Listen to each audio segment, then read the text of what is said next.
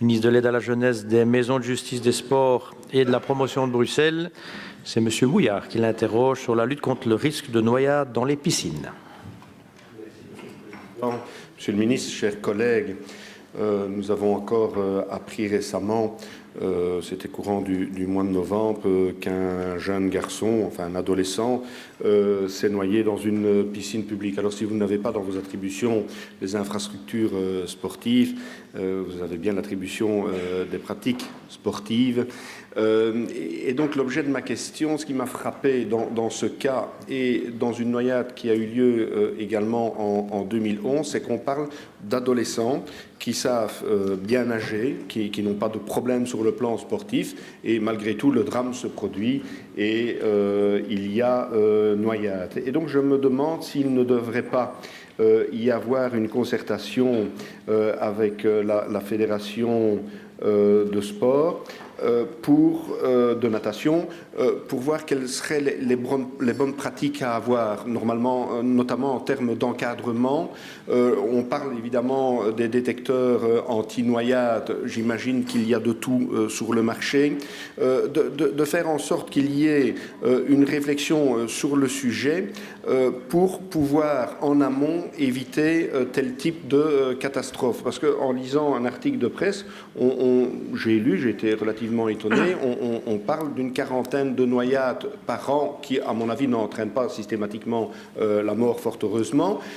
Mais donc ce type d'accident est beaucoup plus fréquent qu'on pourrait le penser dans nos piscines publiques. Et donc je pense qu'il doit vraiment y avoir une réflexion intense et profonde sur le sujet pour essayer, tant que faire se peut, d'éviter ce type de problème, d'accident.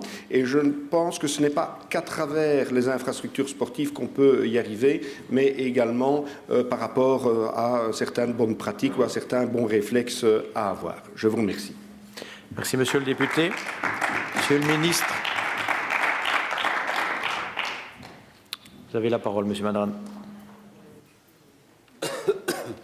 Merci, Monsieur le Président. Tout d'abord, merci, Monsieur Mouillard, d'avoir rappelé que, en effet, l'exploitation des piscines est avant tout une compétence, enfin, c'est une matière régionale par la compétence sur les infrastructures sportives, mais aussi, on le sait moins, sur la compétence environnement. En réalité, ce sont des textes régionaux qui encadrent en fait les conditions d'exploitation des bassins de natation. Il y a un arrêté du gouvernement wallon et un arrêté du gouvernement bruxellois qui encadrent donc ces questions. Par contre, et ça c'est une réponse à votre question, la fédération collabore en fait avec la Ligue francophone de sauvetage en ce qui concerne tout le domaine sécuritaire. Notamment par l'organisation de formation des surveillants sauveteurs en piscine. Ça, c'est quelque chose de très important. J'ai reçu d'ailleurs les représentants de cette fédération il y a quelques semaines à mon cabinet. Et par ailleurs, on travaille également et on collabore avec la Ligue francophone de sauvetage également pour former à l'utilisation des défibrillateurs, on en a déjà beaucoup parlé, c'est ce qu'on appelle les intervenants BLS AED, réanimation basique et défibrillation externe automatisée. Pour le reste, bien entendu, on travaille régulièrement et on travaille de concert avec la Fédération de natation pour évidemment développer l'apprentissage de la natation auprès de nos jeunes tout d'abord et dans nos clubs. Mais pour le reste, en ce qui concerne spécifiquement la question que vous posiez relative aux détecteurs de noyade, je pense que le mieux serait peut-être de reposer la question au niveau du Parlement wallon à mon collègue Paul Furlan. Voilà ce que je pouvais dire, Monsieur le Président. Merci, Monsieur le Ministre. Monsieur Mouillard pour la réplique.